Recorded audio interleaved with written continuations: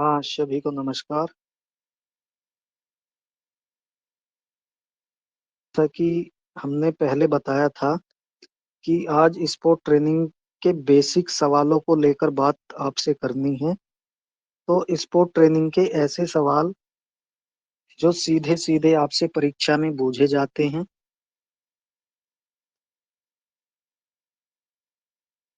पहला सवाल है, सर्किट ट्रेनिंग की खोज किसके द्वारा की गई थी? तो सर्किट ट्रेनिंग की खोज मॉर्गन और एडमसन ने 1957 में लीड्स विश्वविद्यालय में की थी। और सर्किट ट्रेनिंग के द्वारा ताकत और सहनशीलता को विकसित किया जाता है।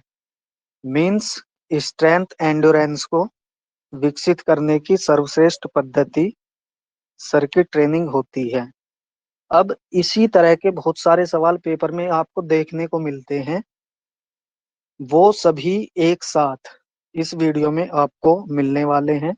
इसलिए वीडियो में लास्ट तक बने रहें और सुनते रहें, देखते रहें। इसके बाद आता है वेट ट्रेनिंग, भार प्रशिक्षण। भार प्रशिक्षण सबसे पुरानी प्रशिक्षण की एक पद्धति है जिसकी खोज 1812 में फ्रेडरिक यान के द्वारा की गई थी। और भार प्रशिक्षण के द्वारा ताकत को विकसित किया जाता है। इसके बाद आता है interval training method. Interval training method को टेरस मेथड के नाम से भी जाना जाता है। प्रशिक्षण की इस विधि की खोज वाल्डमर गर्सलर, हर्बर्ट रेंडले और बेकिला के द्वारा संयुक्त रूप से 1920 ईस्वी में की गई थी। और इसके द्वारा स्पीड एंड्योरेंस को विकसित किया जाता है। फिर इसके बाद आता है फार्टलैक। फार्टलैक जो स्वीडिश भाषा का शब्द है जिसका अर्थ होता है स्पीड प्ले। फार्टलैक ट्रेनिंग की खोज गोस्ता होल्मर ने 1937 ईस्वी में की थी। और फार्टलैक ट्रेनिंग के द्वारा सहनशीलता को विकसित किया जाता है। इसी तरह से फिर आती है continuous training method. Continuous training method को स्टेडी स्टेट मेथड के नाम से भी जाना जाता है। प्रशिक्षण की इस विधि की खोज अर्नेस्ट वेन आकेन के द्वारा 1920 में की गई थी। और कंटिन्यूअस ट्रेनिंग के द्वारा सहनशीलता को विकसित किया जाता है। फिर इसके बाद आता है plyometric training method. Plyometric training को रिएक्टिव मेथड के नाम से भी जाना जाता है। और प्लायोमेट्रिक की खोज 1960 में यूरी वेरकोसांस्की की द्वारा की गई थी। प्लायोमेट्रिक के द्वारा विस्फोटक शक्ति को विकसित किया जाता है।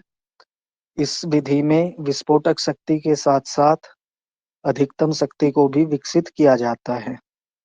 इसके बाद आता है isometric training method. Isometric training की खोज हेंटिगर मुलर ने 1953 में की थी जिसके द्वारा ताकत को विकसित किया जाता है। आइसोमेट्रिक मांसपेशियों के अंदर वह संकुचन होता है जिसमें मांसपेशी की लंबाई ना तो कम होती है और ना ही ज्यादा होती है। अर्थात कहने का मतलब यह है कि मांसपेशी में संकुचन तो होता है लेकिन उसकी लंबाई ना तो घटती है ना बढ़ती है, तनाव जरूर बना रहता है। इसके बाद आता है isotonic training method. Isotonic training method की खोज डी लून के द्वारा 1954 में की गई थी। और इसके द्वारा भी ताकत को विकसित किया जाता है। फिर इसके बाद आता है आइसोकाइनेटिक ट्रेनिंग मेथड।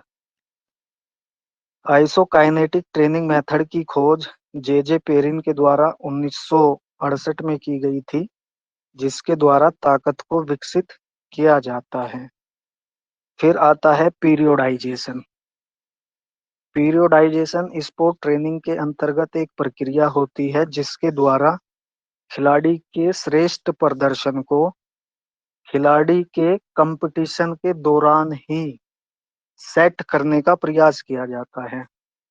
और आसान शब्दों में अगर बात की जाए तो कभी कभी होता क्या है, खिलाड़ी का श्रेष्ठ प्रदर्शन जब खिलाड़ी का कंपटीशन होने वाला होता है उससे कुछ दिन पहले या कुछ दिन बाद चला जाता है, जिसका खिलाड़ी को वास्तविक लाभ नहीं मिल पाता। इस पीरियोडाइजेशन प्रक्रिया के द्वारा खिलाड़ी के श्रेष्ठ प्रदर्शन को इस तरह से सेट किया जाता है कि भाई जब उसका कंपटीशन होने वाला हो उसी दौरान वो अपनी पीक परफॉर्मेंस पर रहे। फिर इसके बाद आता है सर्किट ट्रेनिंग।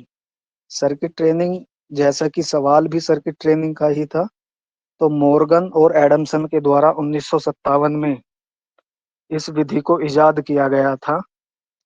इसके द्वारा स्ट्रेंथ एंडोरेंस को डेवलप किया जाता है।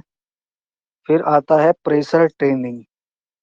प्रेशर ट्रेनिंग की खोज विंटर बॉटम के द्वारा 1912 में की गई थी।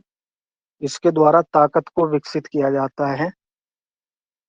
एक सवाल प्रेशर ट्रेनिंग का ये बनता है कि प्रेशर ट्रेनिंग का प्रयोग सबसे पहले किस खेल में किया गया था? तो प्रेशर ट्रेनिंग का प्रयोग सबसे पहले फुटबॉल खेल में किया गया था। फिर आती है ऑटोजेनिक ट्रेनिंग। ऑटोजेनिक ट्रेनिंग की खोज हेनरिक सल्स के द्वारा की गई थी और इसके द्वारा दिमाग को शांत किया जाता है। ये साइकोलॉजिकल ट्रेनिंग होती है। अगर दिमाग में किसी तरह का कोई डिस्टरबेंस है तो उसको दूर करने का प्रयास ऑटोजेनिक ट्रेनिंग के द्वारा किया जाता है।